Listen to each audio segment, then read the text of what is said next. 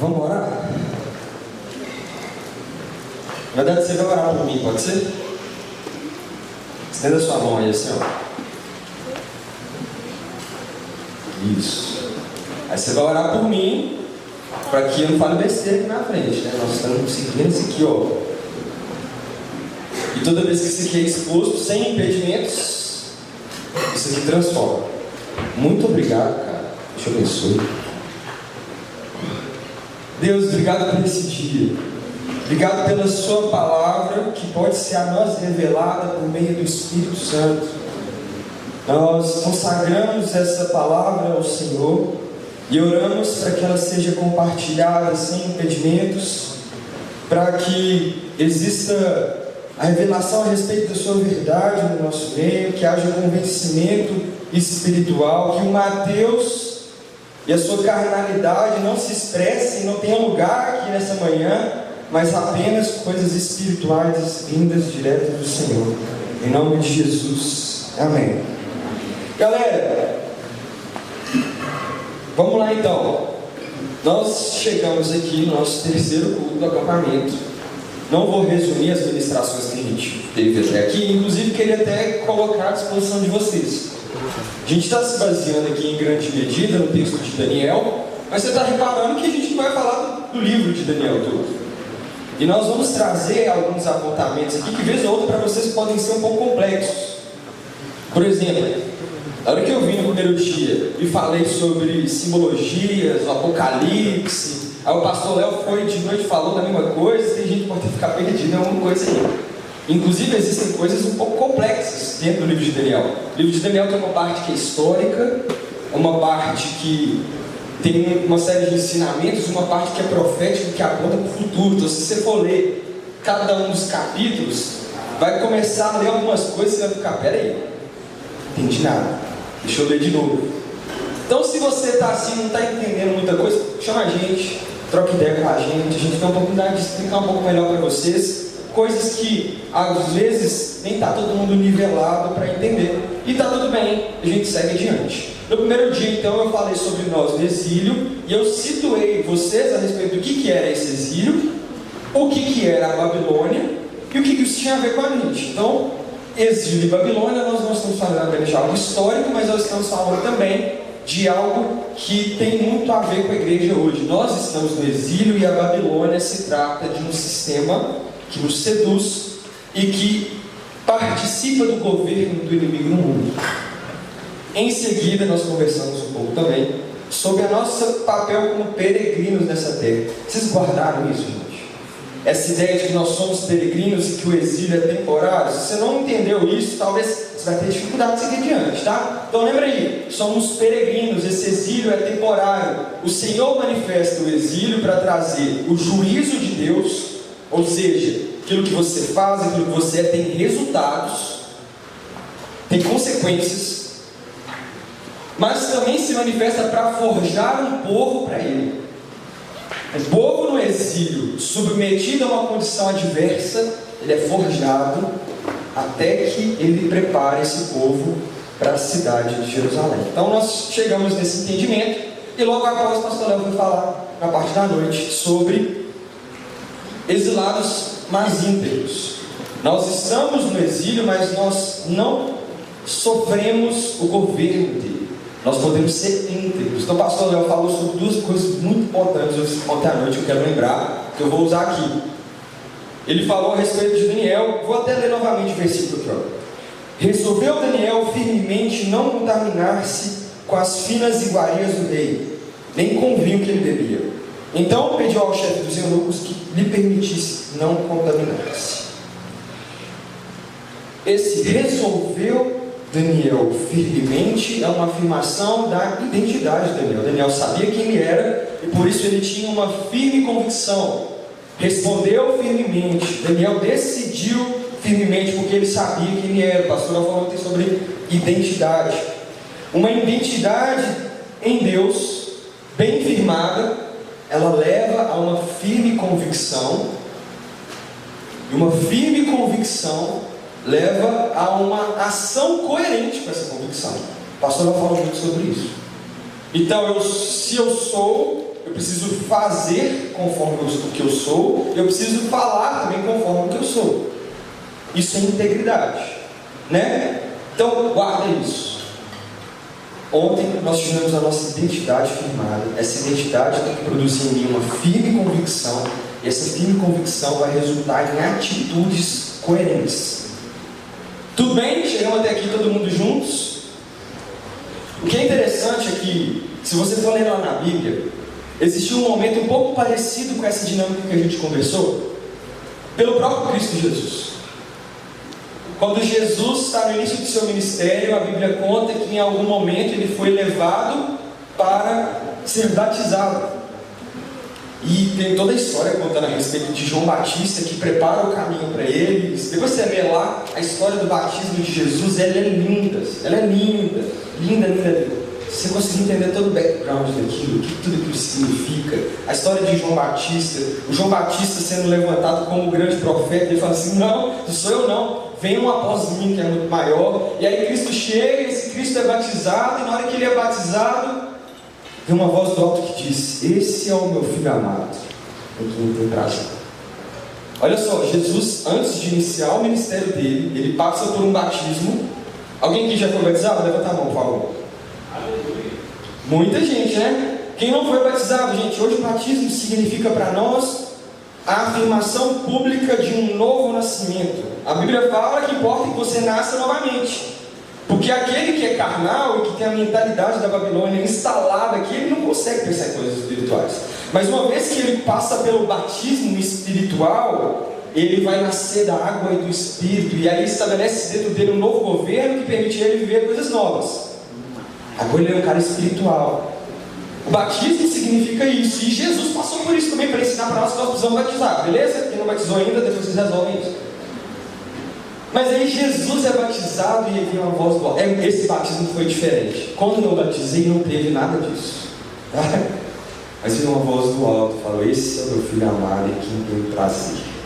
Pense se você tivesse lá ambientado, sei lá, se era num rio lá, e do nada, esse é meu filho amado. Isso é uma manifestação do próprio Deus atestando a respeito da identidade de seu filho. Nós começamos o verso ontem à noite, uma identidade. Esse é o meu filho amado. O próprio Cristo vivenciando um contexto em que sua identidade era reafirmada. No caso ali, nós somos filhos de Deus também, mas ele ali era, a identidade ali ainda tem um qualificador. Ele era o próprio Filho de Deus. Ele é o próprio Deus. Ele sabe quem ele é. E aí o caminho de Jesus é um pouco parecido com o nosso. Por quê? Se existe uma firme convicção, essa convicção precisa resultar em uma ação coerente, integridade, não é? E agora o que acontece com Jesus? Logo em seguida em que Jesus tem o batismo dele, ele inicia o ministério dele. E qual que é o primeiro passo do ministério dele? Alguém tem um palpite? O que acontece logo em seguida, no próximo versículo? Quem sabe? Fala aí. Ele vai para o deserto fazer o que lá? Ser tentado. Olha que loucura. Então olha só que doideira. Nós temos a nossa identidade afirmada no Senhor, e ontem nós fizemos uma escolha. Nós desejamos ser íntegros. Não é isso? Beleza. Eu sei que por meio de Cristo Jesus eu posso ser íntegro, mas logo em seguida que a minha identidade é firmada e que eu faço um compromisso com essa santidade, eu sou levado para um lugar onde eu sou tentado. E esse é um padrão que nós observamos. O próprio Cristo levado ao deserto para ser tentado. E lá o diabo faz algumas brincadeirinhas com ele, uns jogos mentais ali. Jesus estava muito tempo de jejum. E olha que simbólico isso, gente. Nós estamos falando de comida aqui. Jesus estava muito tempo de jejum, estava com fome. Muita fome. Porque ele tinha um corpo limitado, né? Ele era o próprio Deus, mas tinha fome. Muita fome. E aí ele falou assim: você não é Deus?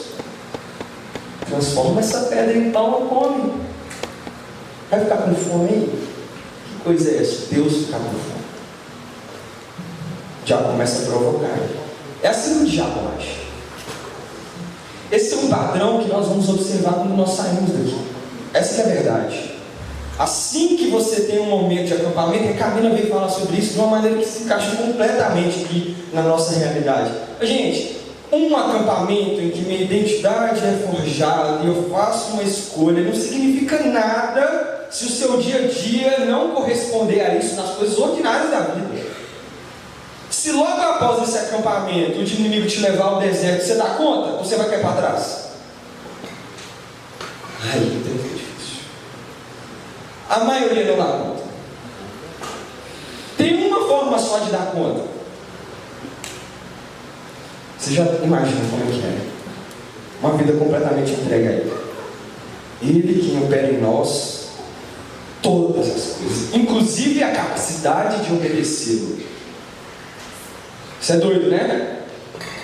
Isso é muito doido. E nós vamos aprender com essa experiência do próprio Cristo. Após essa história, esse episódio de Cristo sendo tentado no deserto, a gente foi ter uma constatação lá em Hebreus 4,15. Em tudo fui tentado, mas sem pecado. Então eu já vim aqui para te dar um spoiler. É possível. No fim das contas, ele venceu essa tentação. Ele venceu de uma série de formas que a gente pode até abordar aqui. Eu não sei o que nós vamos falar a partir daqui, que eu acho que o meu esposo vai embora.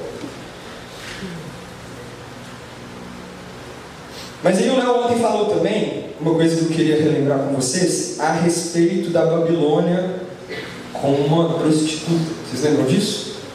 O Léo não tirou isso da cabeça dele. Isso está escrito na própria palavra, quando ela vai falar sobre a Babilônia, lá no Apocalipse. E vai estabelecer essa metáfora de que a Babilônia era uma meretriz. Apocalipse 17, 1 a 2. Veio um dos 7 anjos, que tinham as 7 taças, e falou comigo dizendo: vem, mostrar-te-ei a condenação da grande prostituta, que está sentada sobre muitas águas, com a qual se prostituíram os reis da terra. Aqui já está dando um spoiler para você também. Essa Babilônia um dia será julgada. Ela não vai prosperar. Ela é um dos reinos que será deposto, porque só o reino do Senhor permanece para todo sempre. Nós falamos um pouco disso ontem lá na brincadeira, né? Eu não sabia nada da brincadeira, está aqui da minha equipe. Levanta minha equipe aí, gente. Nós ganhamos, tá? Estou contando aqui antes para vocês.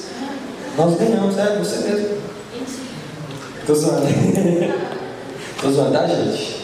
Eu não faço ideia como é que foi o desempenho. Na verdade, a gente não estava muito otimista, não. Mas uma dessas brincadeiras teve um enigma lá embaixo que deu um spoiler a respeito dessas coisas, né? Enfim, vou falar um pouquinho mais adiante sobre isso. Mas ali no Apocalipse, ele estabelece a Babilônia como uma prostituta, mas ela tem requintes ali, né? Ela é descrita como vestida de púrpura. Púrpura é caro, um material, para aquela época, um material caro. Púrpura escarlata, adornada com ouro, pedras preciosas, segurando um cálice de abominações e imundícias de prostituição. Olha que loucura. E aí ele vai seguir adiante lá no Apocalipse 18:3. Porque todas as nações da terra têm bebido do vinho da ira da sua prostituição. E os reis da terra se prostituíram com ela. E os mercadores da terra se enriqueceram com a abundância de suas delícias. Forte, né? Aí você pensa assim, tá falando aqui da galerinha da Babilônia, quem está no carnaval. Quero lembrar você de novo.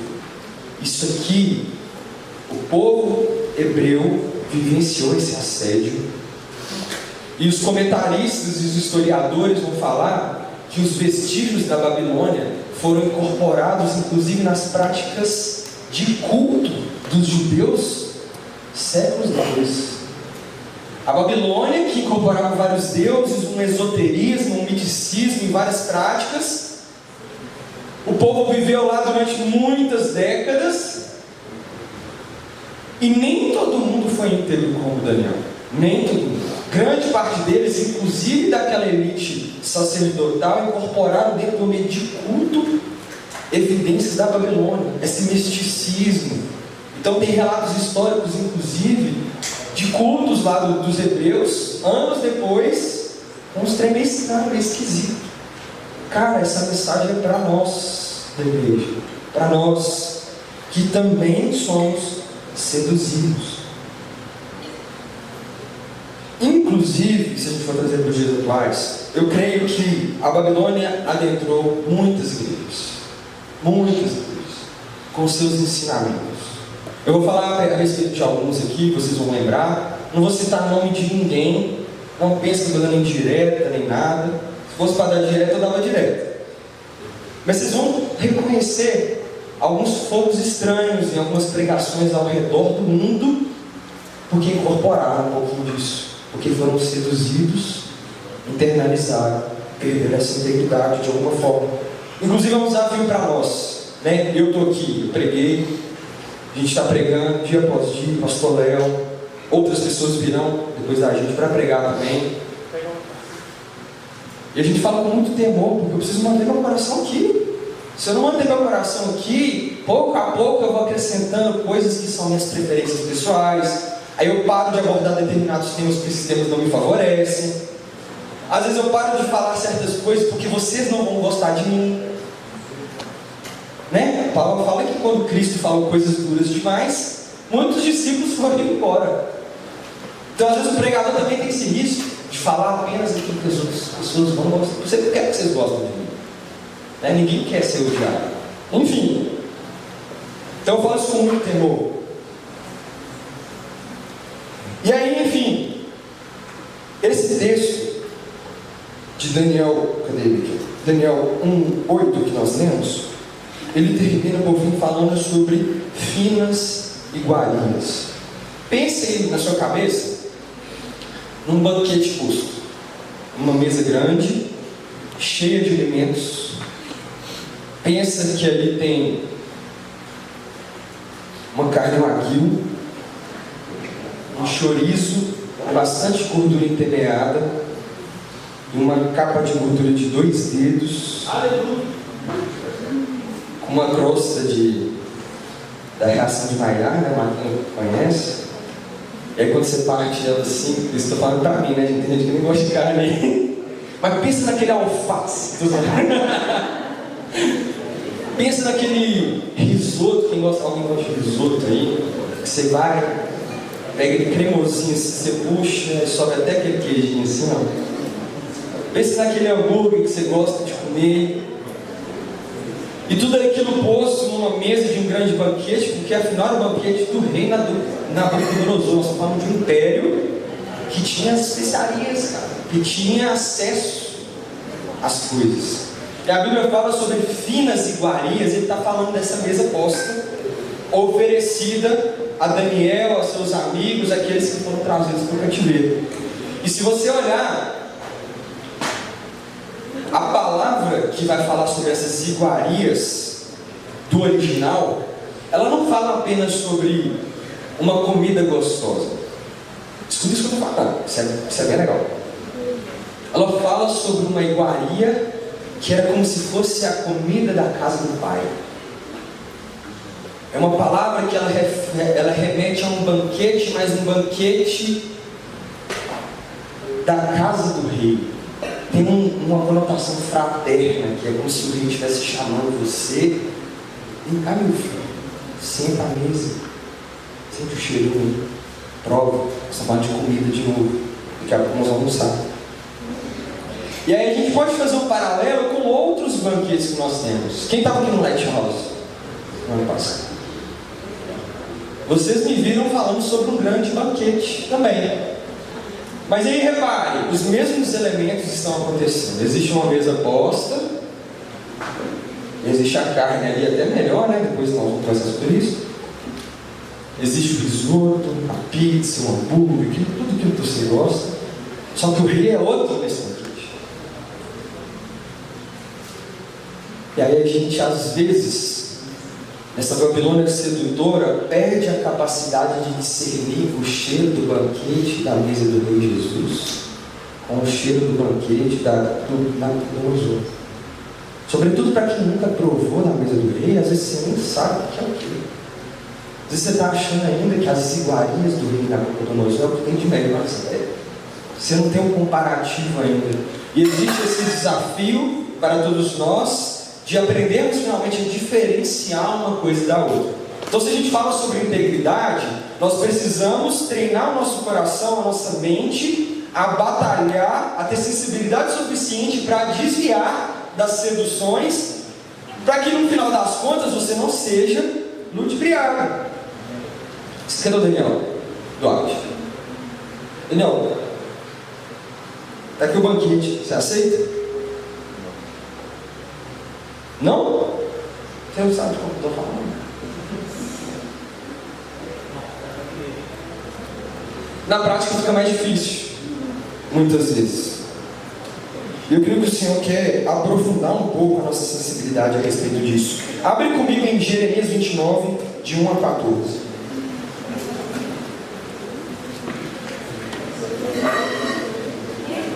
Jeremias 29, de 1 a 14.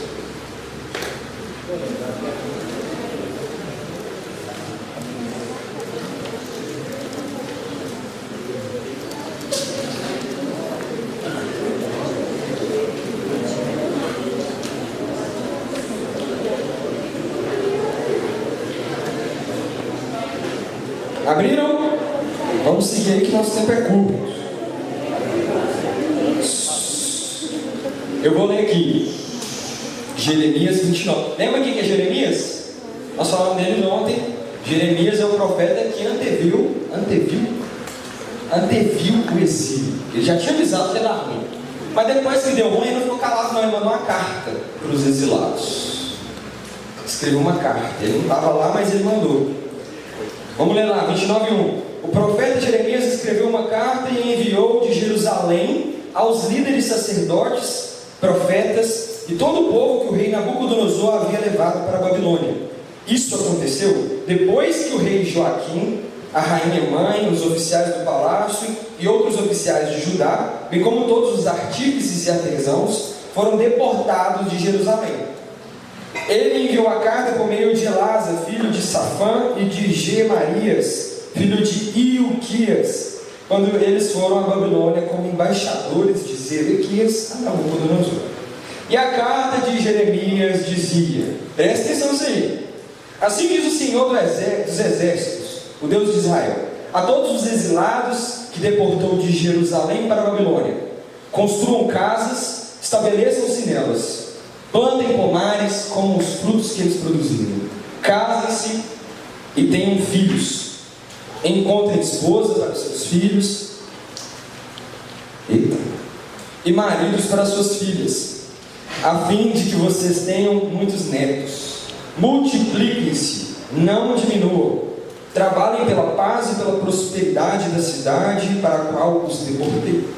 Orem por ela ao Senhor, pois a prosperidade de vocês depende da prosperidade dela. Assim diz o Senhor dos exércitos, o Deus de Israel. Presta atenção agora. Não se deixem enganar pelos profetas e adivinhos que há no meio de vocês na terra da Babilônia. Não deem ouvidos aos sonhos deles, porque sonham o que vocês querem ouvir. Repete comigo: sonham o que vocês querem ouvir. Eles contam mentiras em meu nome. Eu não os enviei, diz o Senhor. E essa carta vai seguir, depois eu quero que você leia na sua casa. Mas olha o segredinho da Babilônia aqui. Eles contam o que vocês querem ouvir. O que você quer ouvir? Dia, gente, o que eu quero ouvir é meu chefe falando: não precisa vir, não. Pode dormir mais um pouquinho. O que eu quero ouvir é: você pode comer o tanto que você quiser, não vai dar problema. Às vezes a gente se cerca de pessoas porque a gente gosta delas, porque elas falam exatamente aquilo que nós queremos ouvir. Sabe qual é o problema de vocês? É isso. Vocês escutam apenas o que vocês querem escutar. E às vezes eu também. E aí nós temos, vou falar aqui de 3 iguarias frequentemente oferecidas para vocês, e que muitas vezes têm entrado dentro das igrejas. A primeira iguaria está falando ali a respeito do poder.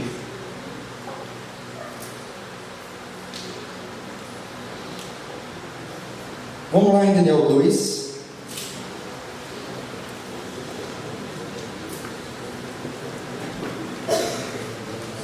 Vamos saber em Daniel 2. Vou contar um pedacinho da sequência da história, tá? No Daniel capítulo 2 vai contar uma história. Daniel já estava estabelecido. Daniel participava da equipe de sábios, conselheiros, administradores daquele reino. Ele já tinha sido educado naquele padrão. E em algum momento eles chamam os sábios do reino todo, porque o rei Nabucodonosor teve um sonho. E esse sonho foi muito perturbador para ele. Para a realidade da antiguidade, os sonhos significavam muitas coisas. E existiam equipes de místicos, de magos, dedicadas para interpretar os sonhos. Eles não sabiam o que viria no futuro, eles não sabiam que ia ter ventos alísios que iam trazer uma frente fria, uma seca, igual a gente interpreta a meteorologia. Tinha que ter um cara com base um raciocínio místico ali para dizer, olha, vai acontecer tal coisa, se prepare. E os sonhos eram muito utilizados por isso. Dentro da Bíblia, os sonhos também são proféticos, você sabe disso. Que o Senhor também nos usa através de sonhos para falar e para edificar a igreja. Nós vamos falar sobre isso aqui no acampamento também. Os sonhos tinham uma relevância. Nabucodonosor teve um sonho esquisitaço. E aí ele chama todo mundo e fala, interpretem meu sonho. E aí o grupo que estava lá já estava acostumado com essas interpretações, falou assim, então beleza, me fala aí qual é o sonho. E Nabucodonosor falou assim, não vou contar o sonho para vocês não. Vocês querem que eu conte os sonhos? Vocês inventaram alguma coisa aí. Eu quero que vocês adivinhem o sonho e me contem o significado. Aí eu vou saber que vocês estão falando a verdade. Aí os caras travaram. Por quê? Era farsa. Uma vez ou outra eles podiam até acertar, mas essa aí ficou difícil demais, até para eles. E aí, no meio dessa história, o rei ficou bolado, falou que ia matar todo mundo. Vocês não prestam para nada, não tem ninguém aqui para adivinhar o que eu quero, vocês não servem para nada, morram todos. E mandou matar todo mundo. E todo mundo mesmo, todos os sábios. Inclusive a galerinha ali que tinha sido inserida do exílio. Daniel e tal. Poxa, o cara não queria morrer, né? E aí Daniel aparece nessa história. Daniel tinha esse dom de interpretação de sonhos. E Daniel chegou lá, não sabia o que fazer muito bem, reuniu os amigos, vamos orar ao Senhor e clamar. Vamos orar ao Senhor para que traga a interpretação desse sonho. E aí, a partir do versículo 27, vem falar sobre esse sonho.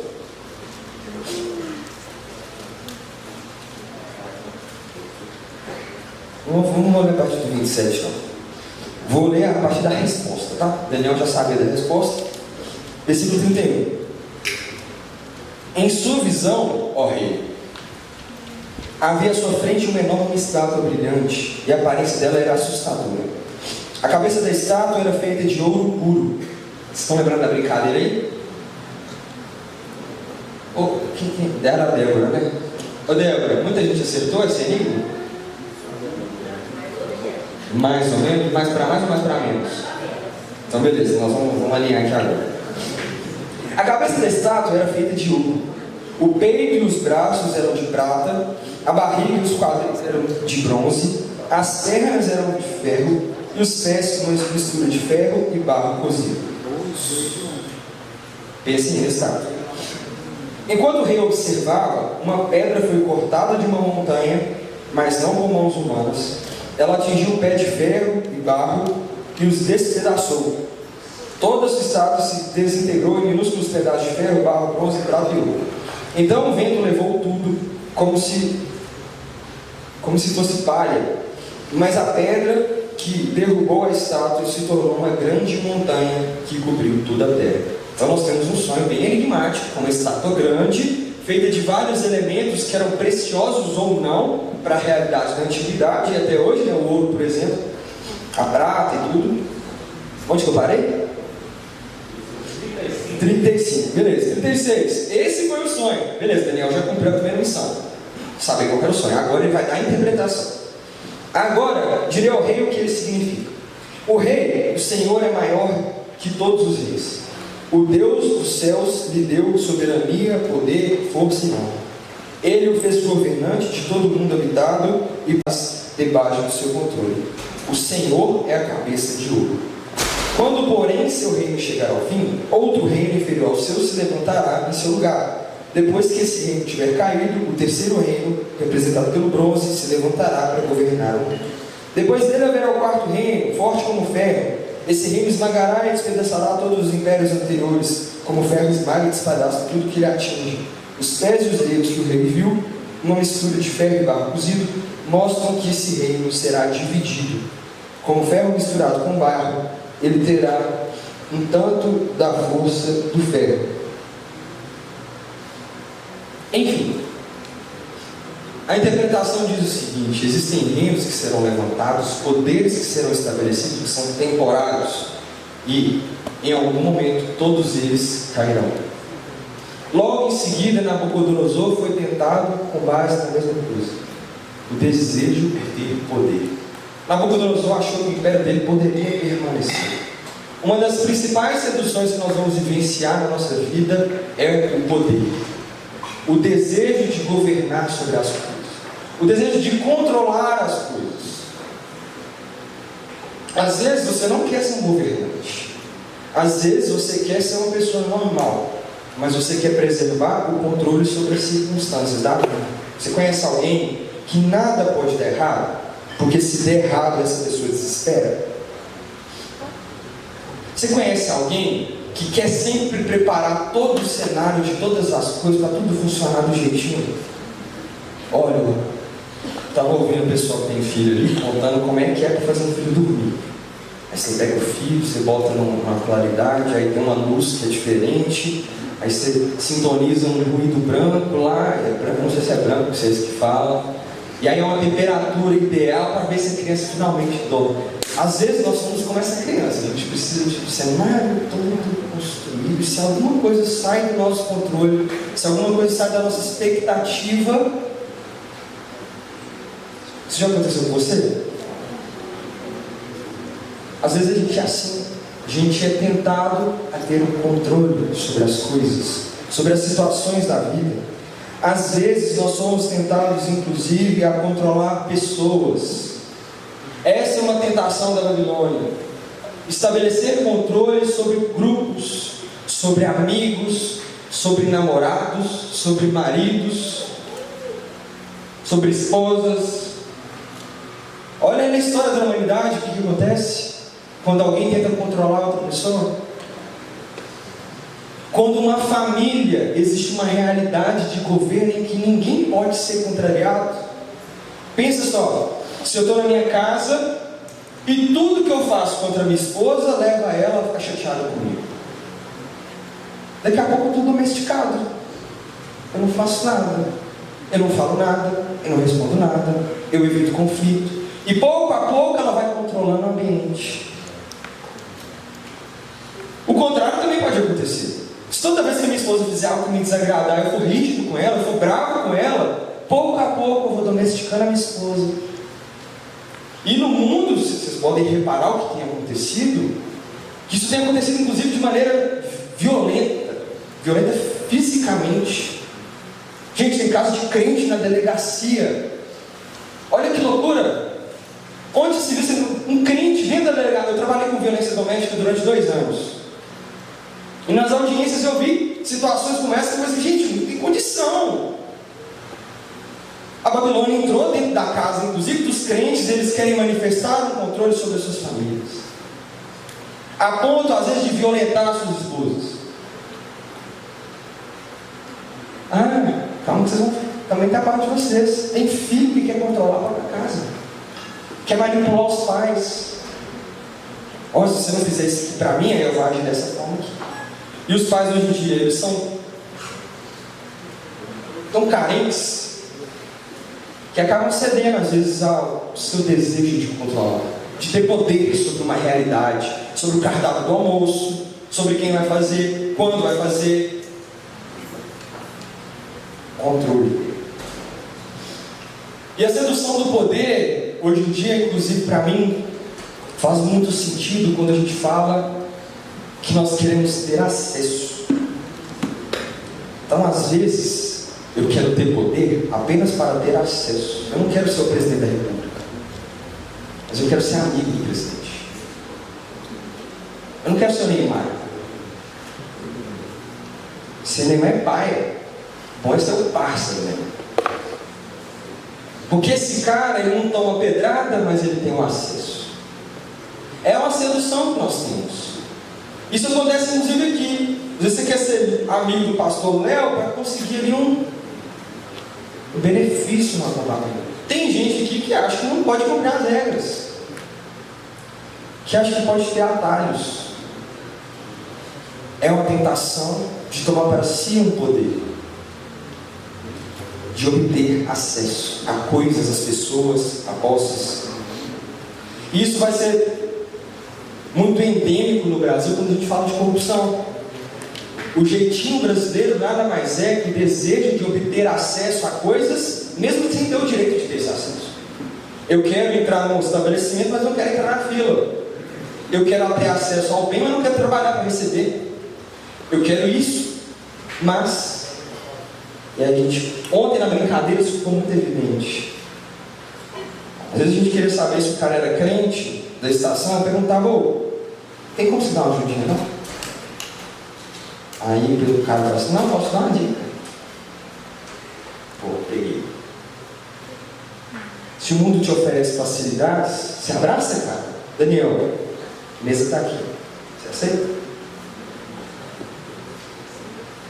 Mas tem gente achando que os acessos que o mundo está te oferecendo são a provisão do alto. Oh, finalmente Deus me olhou e me permitiu furar fio. Oh, glória a Deus. Por favor, gente. Eu estou falando isso, inclusive, vou ser mais explícito ainda. Isso é tão grave, gente, que isso é no dia a dia, na fila, isso é dentro de casa, isso é levado para a realidade eclesiástica, isso é levado para as esferas de governo, a ponto de que eu já vivenciei em situações, gente, de que eu tive em projetos sociais, por exemplo, eu vi pastores, pessoas que deviam estar submetidas ao governo de Cristo, bajulando políticos para obterem acesso. Seduzido pelo poder, a igreja pouco a pouco vai perdendo a voz profética na sociedade, porque ela se contaminou. E aí finalmente, e não me interessa em quem você vota, você sonha em ter um prefeito crente, um governador crente, um deputado crente, um presidente crente. E gente, eu sonho também, tá? Eu sonho também. Mas por quê? Por que você sonha? Para aprovar as leis e exercer controle? Ou porque isso vai ser bom para o bem comum? A gente tem que sondar o nosso coração, porque às vezes até fazendo certo a gente faz da forma errada. Pensa aí. Tem muita gente querendo ser amigo do rei para ter acesso às iguarias. Tem isso, né? Para que você vai ser amigo do rei? Tem rei que você não quer amizade não, galera. Tem situações que você obedece. No caso de Daniel aqui, se Nabucodonosor mandar eu faço, sim, é meu chefe, eu vou fazer. Ah, não tem conversinha também não. E o dia que ele mandar ajoelhar, eu não ajoelho. Não sou amigo dele. Não tem como eu fazer amizade com o mundo, amizade com Deus. Vocês estão entendendo o que eu estou falando? Quando a gente pensa em poder, eu não estou falando do governo, do império. Estou falando das relações, das dinâmicas sociais, coisa pouca, acampamento. Um segundo ponto que eu queria tratar, que às vezes é subestimado por nós, mas também tem acessado a realidade da igreja, é o sucesso. Sabe qual que é o problema seus, segundo Jeremias? É que vocês escutam aquilo que vocês querem escutar. Não é? E se eu chegar aqui e falar para vocês que Deus está aqui para te fazer feliz e obter ganhos, te fazer rico, porque a prosperidade é essa, vai ter muita gente acreditando. O Brasil inteiro acreditando que isso inclusive é uma obra espiritual. Mas o que a palavra nos ensina de capa a capa, que por vezes ele te oferece o dinheiro se você prostrar e adorar. Quando Jesus é transportado para o deserto para ser tentado, uma das propostas que o inimigo faz para ele é: está vendo tudo isso aqui? todas essas posses, que você olha no horizonte, esses empreendimentos, tudo isso te darei, se prostrado me adorares. É o que está escrito lá. Tem vezes que o mundo tem oferecido para você sucesso, dinheiro, fama, e você acha que é a provisão de Deus. Finalmente, Ele olhou para mim. Querido, existem pessoas pobres, fracassadas aos olhos do mundo, sofrendo com a fome, sofrendo com a seca, com o joelho no chão, rendidos ao Senhor. Isso é o sucesso.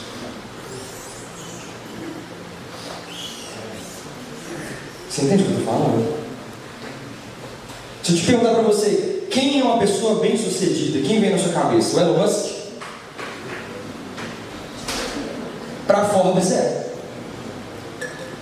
E aí eu sei, gente, a Forbes não é uma revista.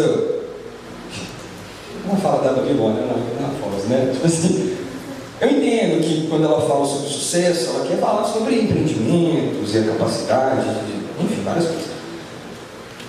Mas pensa aí no seu Instagram, quando você rola o feed. Quem é bem sucedido? Sentou na mesa, Daniel. Você aceita? Sucesso é uma sedução que tem acontecido no nosso meio e tem feito as igrejas se tornarem triunfalistas no ponto de achar que o favor de Deus está sobre nós quando nós finalmente adquirimos fama, outdoors, camisas bonitas. Quando muitas vezes existem igrejas perseguidas que são mais bem sucedidas que nós. Ontem a gente estava conversando ali no quarto, sabendo que estava contando a respeito de um rapaz, mora onde? Amazônia? Filipinas. Mora na Filipinas. Esse cara é um servo do Senhor e ele se desloca por horas em barco a remo para ir buscar Deus e para falar do Evangelho nas comunidades das Filipinas. No remo, contra a correnteza. Eu estou contando a história aqui, cara, se eu estiver falando tem errado, você me corrige aí na hora. Eu sabendo contou para mim, mas esse cara foi lá para os Estados Unidos, ele foi convidado, ele chegou lá e ele viu uma situação diferente, e aí ele tinha carros com motor, ele tinha motos, ele tinha lanchas, e esse cara falou, véi, vocês têm carros, vocês têm motos, vocês têm lanchas, você já deve ter evangelizado essa costa toda, você já deve ter ido aos confins da terra, que beleza! E as pessoas que escutavam ficavam constrangidas, porque tinham, mas não eram. O que é sucesso? Nessa história, quem que é o cara bem sucedido? É o cara que arrumou um carro top. Eu estou falando isso aqui, gente, para que você saia desse acampamento fortalecido, com instrução suficiente, para parar de cair nessas besteiras, essas conversinhas. E aí olha o que acontece. Se você for seguir diante da história de Daniel, logo após que ele interpretou o sonho, o rei falou, era isso. O seu Deus é grande mesmo, hein? E promoveu Daniel. Ou seja, ele ascendeu profissionalmente, vamos falar assim. Se para Daniel o sucesso fosse as promoções na carreira dele, no dia que o rei falasse para ele se ajoelharia. Porque ele teria medo de perder essa promoção. E aí no trabalho, gente, quem está no mercado de trabalho, levanta a mão, por favor. Estagiários também. Vocês vão receber propostas a respeito disso. Algumas, gente, fazem parte da Babilônia. Nem tudo que o seu chefe vai fazer é certo. Não estou falando aqui para você ficar degladiando e sendo demitido em todo emprego que você for. Afinal, a maioria vai ser Babilônia mesmo. Você tem que servir ele. Mas tem situação que você não vai se envolver, que você não vai aceitar. Você vai trocar de emprego. Ah, mas o outro paga. Quem tem sucesso? Por que esse sucesso é tão importante para nós? Sucesso é importante para nós porque a gente perdeu a mentalidade do peregrino. A gente acha que as coisas se encerram aqui. E não, gente, isso aqui é uma realidade passageira. É o que a Bíblia fala. E o último aspecto de sedução que eu quero ressaltar aqui está lá em 2 Timóteo 3, 1 a 4. Confere comigo aqui, gente. 2 Timóteo 3. Eu vou ler aqui, não precisa pegar na sua Bíblia. Sabe, porém, isto, que nos últimos dias sobrevirão tempos trabalhosos, porque haverá homens amantes de si mesmos, avarentos, presunçosos, soberbos, blasfemos, desobedientes a pais e mães, ingratos, profanos, sem afeto, irreconciliáveis, caluniadores, incontinentes, cruéis, sem amor para os bons, traidores, obstinados, orgulhosos. Esse finalzinho: mais amigos dos prazeres do que amigos de Deus. Esses prazeres aqui tem uma série de conotações para nós. Quando a gente fala da Babilônia como uma meretriz que te seduz, existe uma conotação sexual também, porque esses prazeres, aquilo que você pode tocar, aquilo que brilha os olhos dos homens e das mulheres, a cobiça, é um outro engano. Isso vai para uma parte sexual também, a imoralidade sexual, irmãos. E às vezes você acha que é imoralidade. Por exemplo, eu estou casado aqui, está de boa, né? Galera, isso é uma luta para o resto da vida. Agradar a Deus. Mas eu estou falando sobre sexo antes do casamento, que nós consideramos sim algo que não agrada ao Senhor. Mas aí vem a mulher, vem um homem, joga aquele papinho. E você é um fraco. Você é fraco, velho. Às vezes eu sou fraco, todos nós somos fracos. E cedemos a uma tentação. Embarcamos num caminho que às vezes para nós é até sem fim. Não é sem fim não, tá? Tem caminho de volta. Mas o Senhor nos fala hoje: não cai nessa não. Quando eu falo disso, eu estou falando de relações homossexuais. Nós consideramos que também não é a vontade de Deus. A conduta que desvia do padrão do que o Senhor planejou para nós. Mas nós falamos também de condutas heterossexuais desordenadas. Também existe uma direção específica de Deus para isso. A cobiça dos olhos, aquilo que se faz no seu quarto, as tentações. Se a gente perder a capacidade de lutar contra essas tentações, gente, nós vamos ser laçados e destruídos. Eu estou falando também, quando eu falo de prazeres, eu estou falando de conforto. Esse ideal de conforto que você tem. Eu vou rimar para fazer. Poxa. Mas, gente, às vezes a gente dá uma missão para a galera. Você vai até a primeira adversidade, depois desiste. Por quê? Porque você desaprendeu a viver em contextos desfavoráveis, desconfortáveis. Mateus não falaram mal de mim. Estava servindo ao Senhor e falaram mal de mim. É assim mesmo, gente. O que governa a sua vida é o conforto. Você quer ser colocado apenas nas conversas fáceis? E é por isso que não tem líder.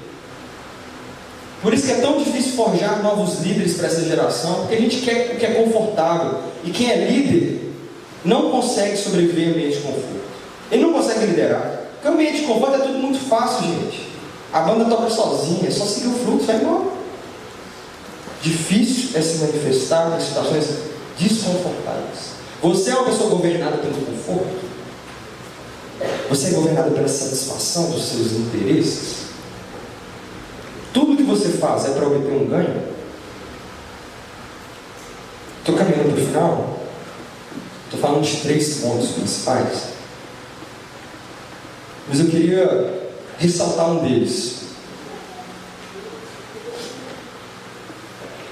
Muitas vezes nós vamos para o mundo viver a nossa vida e somos vulneráveis porque somos fracos.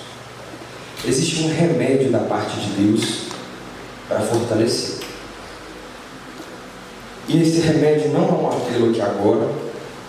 Esse remédio não acontece nesse acampamento. Esse remédio acontece diariamente até que o Senhor venha. Você quer ser forte? Vai ler Efésios 6. Revestivos de toda a armadura de Deus.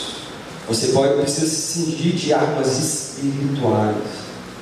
Quando a gente vai ler aqui a respeito de Jesus sendo tentado no deserto, o inimigo fala para ele: você não está com fome? Transforma a pedra em pão.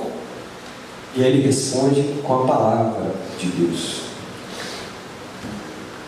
Você não ouviu falar? Nem só de pão viverá o homem. Você tem que começar a ler a palavra, gente. Tem que manejar a palavra, senão você é vulnerável mesmo. E aí depois quer continuar no caminho. Não continua não, gente. Crente fraco vai desviar. Você precisa ser fortalecido. Você é fortalecido como? Sendo inteligente? Não. Buscando ao Senhor. Na palavra, na oração, no jejum, na adoração, no convívio comunitário. Tem muita gente que se perde, é porque perde a comunhão. E a comunhão é um método de Deus para forjar o guerreiro, velho. Como o ferro que afia o ferro. Aí você quer ser forte, mas você está desgarrado. Esses crentes desconstruídos aí, ó. Que não tem igreja. Loucura, gente. Vocês vão ser fracos mesmo. Como ovelha perdida, vulnerável. Fica de pé.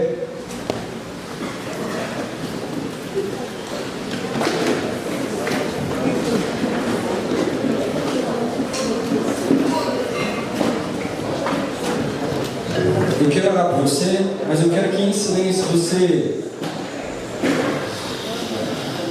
feche seus olhos, abaixe a cabeça. Eu tentei ser o mais prático que eu consegui com os exemplos aqui, para denunciar de que a Babilônia não é o carnaval apenas. Esse contexto vexatório de libertinagem, em que as pessoas estão passando nas portas das igrejas e zombando da fé, que é o que tem acontecido. Gente que está entrando dentro da igreja para provocar. Vocês não sabem das notícias, mas a Babilônia às vezes está dentro da igreja do seu lar. E igreja que eu estou falando é da casinha, tá, gente? Da construção. Porque dentro da igreja, corpo de Cristo, nós rejeitamos.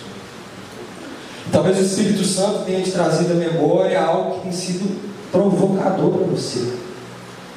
Mateus, eu estou sendo seduzido sim por esse desejo de controlar. Você, menina, quer controlar as situações, as pessoas, o grupo de amizade. Você, líder, que às vezes quer exercer controle, mas o Senhor está falando que é Ele quem controla. Isso é reconfortante, isso é bom demais, gente. Se é Deus que controla, eu posso descansar. Se é Deus quem faz por mim, eu posso descansar. Mas às vezes você está doido para... Porque você não suporta a ideia de perder o controle. Às vezes é um sucesso. Você está novo, mas você já está brilhando. Desejo de ficar rico, forte demais. Ô, gente, eu quero ter dinheiro também. Eu ainda pretendo viajar o mundo inteiro. A minha esposa gritou amém. A gente quer viajar o mundo inteiro, cara. Eu quero ter o dinheiro. Quero demais. Mas se for para perder o coração, deixa para depois. Se for para abrir mão da minha fé, se o custo disso fosse ajoelhar diante de Mamon, não vai rolar. É até difícil falar isso. Não vou falar. Certas coisas muito fortes para a gente falar diante de Deus, né? Não fazer promessas, não. Mas acho que a gente tem que ter o coração prostrado o suficiente para dizer para o Senhor: se esse dinheiro roubar meu coração, tire ele da minha mão.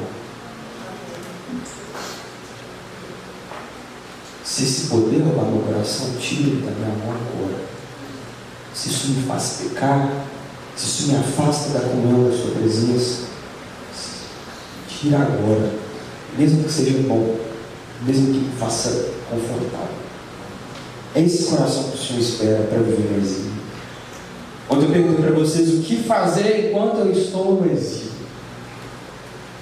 A resposta, na verdade tem muita coisa para fazer, tá?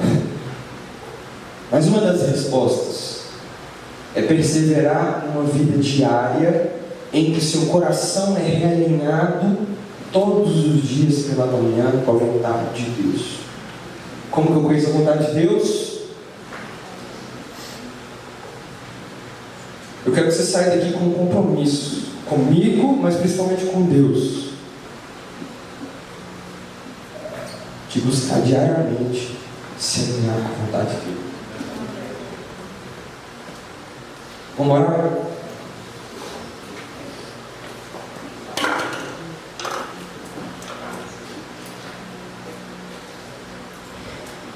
Deus, essa é a tua palavra, Pai. E nós queremos orar para que o teu Espírito Santo evidencie dentro de nós quais raízes foram plantadas e que estão tomando um espaço dentro de nós como a Babilônia, como uma sedução. Pai, eu falo para mim, Mateus, para todos os meus irmãos, que o Senhor traga luz, que o Senhor revele, porque nós desejamos, Deus, em nome de Jesus, que o Senhor arranque as raízes da rebeldia de nós, que o Senhor arranque as raízes do amor às coisas, a pessoas e não ao Senhor, que o Senhor desde já, logo no começo, já extingua esse perigo, Pai. Nós não queremos tropeçar, nós queremos andar vigilantes, nós não queremos cair, nós queremos vivenciar uma vida equilibrada. Nós queremos viver no exílio de maneira que agrade ao Senhor. E Pai, nos ensina a lidar com as tentações da vida como Jesus lidou. Fluente na palavra, perseverante na fé, falando do Teu Evangelho, certos da nossa salvação em Cristo Jesus, como fala lá na armadura de Jesus, Deus. E que no final a gente possa vivenciar a aprovação do Senhor, como aqueles que desejavam agradar ao Senhor, como aqueles que se derramaram diante do Senhor, sabiam quem eram,